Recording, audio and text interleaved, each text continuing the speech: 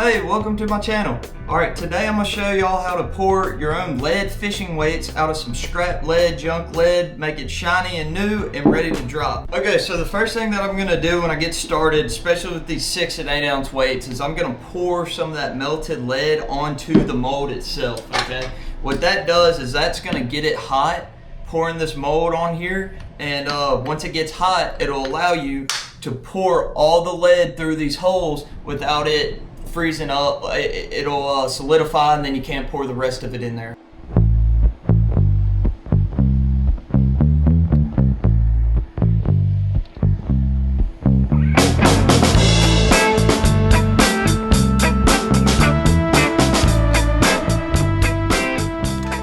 You can see I got a big heavy-duty welder's glove on my right hand for handling the ladle. Now this ladle right here, it does not get that hot. It's awesome, but on my hand handling with the molds and everything else, I use a smaller glove just because it's easier to move my hand around. But you can see once I start pouring, everything's hot, everything's good. This little center bar is what's going to make the holes in the middle of them. See, open them up, boom, got you 2 lead weights.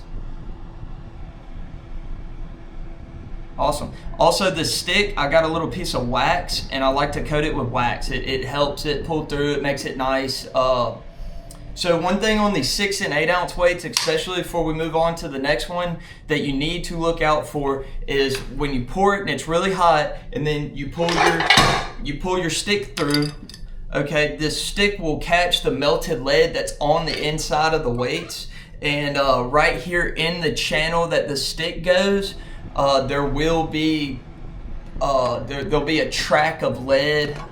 You can see it right there. I'm checking for it, but it'll close in on itself on the center, and then you won't be able to pour a fishing line through it. So I always look and watch out for that. Once it starts doing it, I will set this mold down and grab another. Show y'all the setup I'm using. That is a steel walk. It's a cheap steel walk, and it is great for filling up with roof jacks, wheel weights, whatever scrap lead you have to melt down. I have it on top of a propane crawfish boiler. Works fine.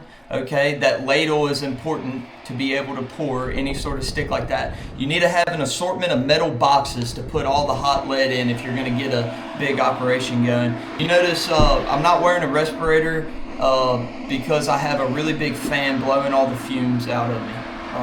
Away from me. The fan makes it nice, set it up. You can see the smoke. You can tell if you're smelling it or not. It will give you a little bit of a buzz. When I was a kid doing it in a shed, that's probably what got me hooked on making egg weights.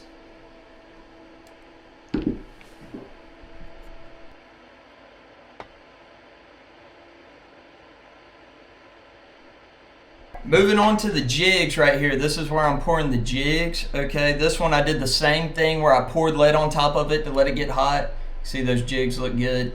Now what these jigs right here have is they have these metal forms that go into the middle of them, and they catch in here on these 2 eyes. Okay, so what you do is you're gonna lay it in there first and then close it. Pretty self-explanatory, but it's important so you don't waste those metal forms that you go ahead and get this hot so it fills up the jig all the way and they all look right and they all look good. You don't have any half filled before the pour hole will get solid lead on it, and you can't pour the rest of the lead on it. So yeah.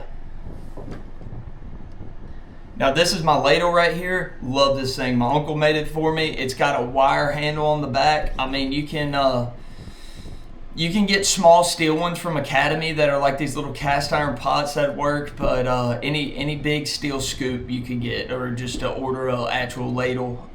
That one was custom made by my Uncle Neil. Thank you, Uncle Neil. You the man.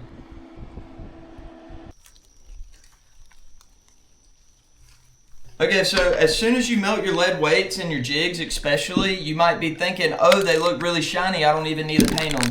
They will corrode, they will get brown and dusty. So what I did was I strung mine up and hit them with some Rust-Oleum chrome paint. It's the spray cans that have the shiny top on top of them.